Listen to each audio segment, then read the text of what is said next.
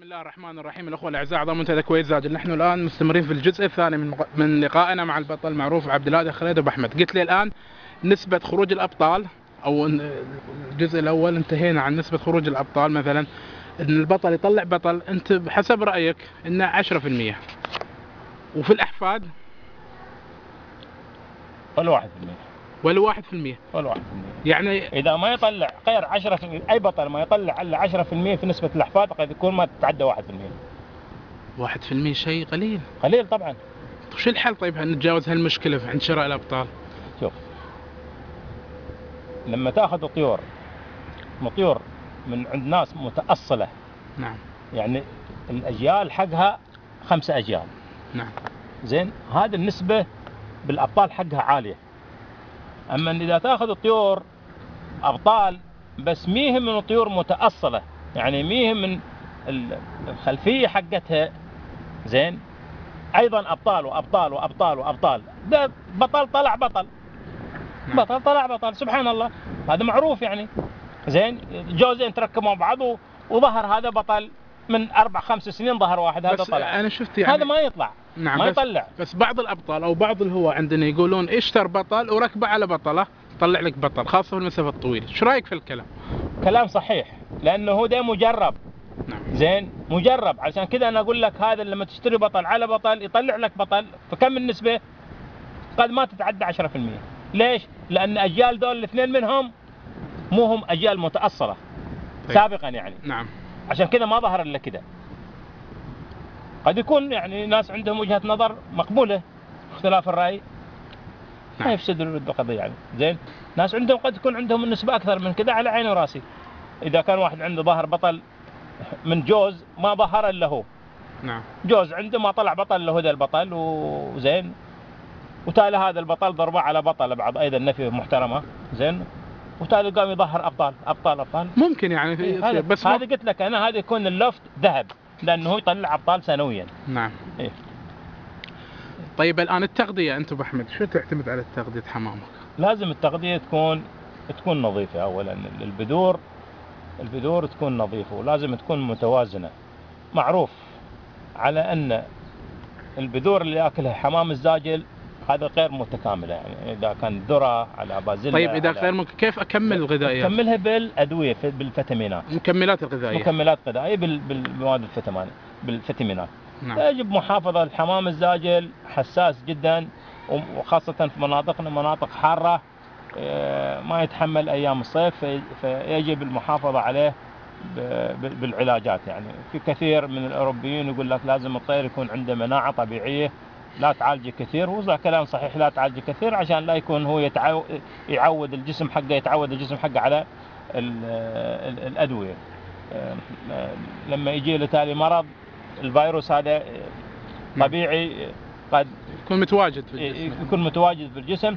بعض الأحيان الأدوية هذا ما تأثر فيه إطلاقا، لأنه بدأ هو صار عنده الفيروس، بدأ كان عنده الريزيستنس اللي هي المقاومة حق نوع من الأدوية، فلذلك ما فالأفضل أنه يخلي الطير حقه يتعود يبني مناعة طبيعية، يقلل من الأدوية إذا ممكن. طيب أنا بسألك عن العلف الكيماوي اللي يستخدم عندنا. العلف طبعا أكثر اللي هو يعطون البريدنج، حمام الخاص بهم يعطونا علف. ايش رايك في الطريقة؟ أنا أجربها، أنا أستخدمها. نعم. طبيعيا أنا أستخدمها في التفريخ عندي، أنا أستخدمها. أيوه. زين، أنا أشوفه غذاء مكمل يعني. غذاء مكمل، بس أنت تستخدم علف لحال ولا تضيف الشعير؟ لا، أنا أستخدم جميع حبوب. نعم. في الخلطة أستخدم جميع الحبوب، من ذرة، من بازيلا، من ذرة بيضاء، من ذرة حمراء، من قرطم، من حب الكناري بأنواع مختلفة، زين، بس أضيف هذا الشيء موجود إله حق التفريخ. حق التفريخ. أما الطيارة ما استخدمها حق الطيارة. طيب. بس فقط في التفريخ. عندي سؤال الذاكرة، 1992 كنتم تسابقون صح؟ 92 93 94 مزبوط. كان في خلطات حبوب؟ لا، هو ما كانت موجودة في ذاك الوقت. كنت تستخدموا شنو كنتم؟ يمكن كانت بالكويت موجودة هذه الخلطات، ولا كان دائما يروح الكويت يجيب منها يعني. نعم. زي أخونا الفاضل أبو رمزي، بعض الأخوة آل الحكيم علي وحسين، دول كانوا يروحوا الكويت دائما بعض الأخوة من أهل الدمام بعد نفس الشيء كانوا يروحوا، بعض الأخوة من أهل القطيف كانوا يروحوا، كانوا يجيبوا من هناك يعني. أنا أبغيك شخصيا أنت. لا أنا شخصيا ما كنت تستخدم ويش؟ أنا كنت أستخدم حبوب اللي كانت موجودة عندنا مفصلة يعني، ذرة موجودة في محل، ذرة بيضاء موجودة في محل، ذرة صفراء موجودة في محل، ذرة حمراء موجودة في محل، وتسوي الخلطة خاصة بك. ونسوي الخلطة حسب الخلطات اللي هي موجودة بالكتب، لأن الكتب موجود ومشروح فيها خلطة السباق كم النسب اللي موجودة من ذرة صفراء، من ذرة حمراء، من بازيلا وشيء معروف يعني اللي عنده. وتركب الخلطة حسب، واحنا نركبها على حسب هذا الشيء يعني، لا غير ولا اكثر يعني. طيب ابو احمد، خلنا اروح وياك على اتجاه الحمام شو الطريق او المسلك اللي يسلكه؟ ناس تقول عندك الحمام يتجه دايركت، ناس يقولوا ياخذ طريق بحر، مثلا انت ابغى وجهة نظرك الشخصية. هو شوف، عملية بوصلة الطير، عملية تحديد الطير خلال الطيران هذا لحد الآن مو معروفة. يعني. شلون هو يوجه نفسه من موقع الانطلاق إلى البيت هذا مو معروف، درسوها أوروبا ودرسوها بس ما عرفوها. هل هي بسبب المغناطيسية، هي بسبب تأثير الشمس، خروج الشمس، هذا ما معروف. وإنما الطيور الزاجل هذا سبحان الله الله خلق فيها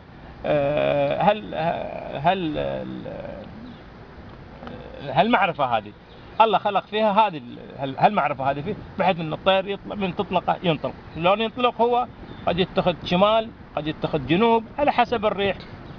زين، هو متجه الى بيته. الريح تأثر في الريح تأثر طبعا، اذا اتجاه الريح شمالي مثلا، انت هدن من جهة الشمال حينطلق مع الشمال، شيء طبيعي. إذا كان انت هدن من جهة الجنوب وهو شمالي حيكون الهواء شمالي في وجهه، هذا ضد الريح يعني، ضد الطيران حقه يأثر. هو الريح، جهة الريح يساعد الطير في عملية الانطلاق، سواء كان معاه من جهة من الخلف يعني، أو في وجهه أو في جنبه. هذا اللي صاير. لما يطير الحمام حيكون الهواء يا في وجهه أو في جنبه أو في خلفه. ويأثر عليه على قضية الوصول حقه إلى البيت. طيب المهندس عبد الهادي خير، شنو اللي ما تحقق لك في أو أمنية لم تتحقق لك في هذه الهواية؟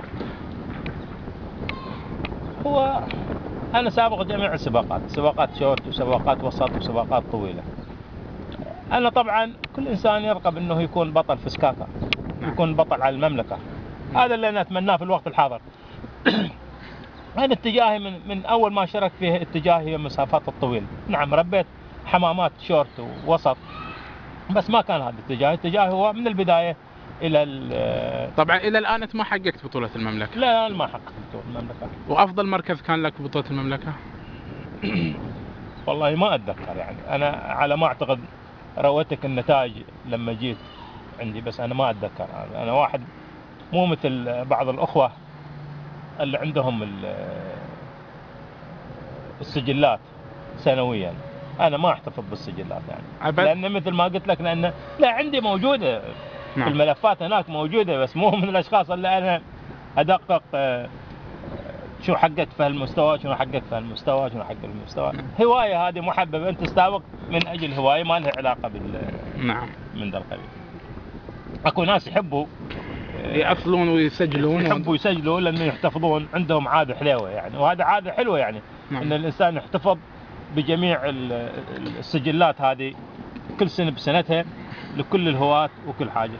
طبعا قبل لا نختم، عبد الهادي قليل السفر إلى الخارج يعني، الكويت، البحرين، احتفالات الهواة، تجمعات الهواة، كنت في السابق تروح بس هالأيام انقطعت. لا ما انقطعت يعني، أنا رحت مع الأخوة إلى قطر، صح يمكن الكويت ما رحت لها لما صار في الاحتفال. زين، بس أنا أحب أن أشارك يعني. تحب لمة الهواة وكذا؟ أحب أشارك وأحب أتعرف على الأخوة سواء بالبحرين أو بقطر أو بالإمارات أو بالكويت، كلهم أخوة عزيزين علي يعني، سواء أعرفه أو لا ما أعرفه. زين، طالما هم معانا في هذه الهواية فهم أخوة عزيزين على القلب. شكرا لك يا ابو احمد، ان شاء الله نشوفك ضيف مستمر معنا في منتدى الكويت زاجل، منتقى كل الاحبه. شكرا يا عزيزي، وسلامي لكل الاخوه في المنتديات. شكرا لك، حياك حبيبي.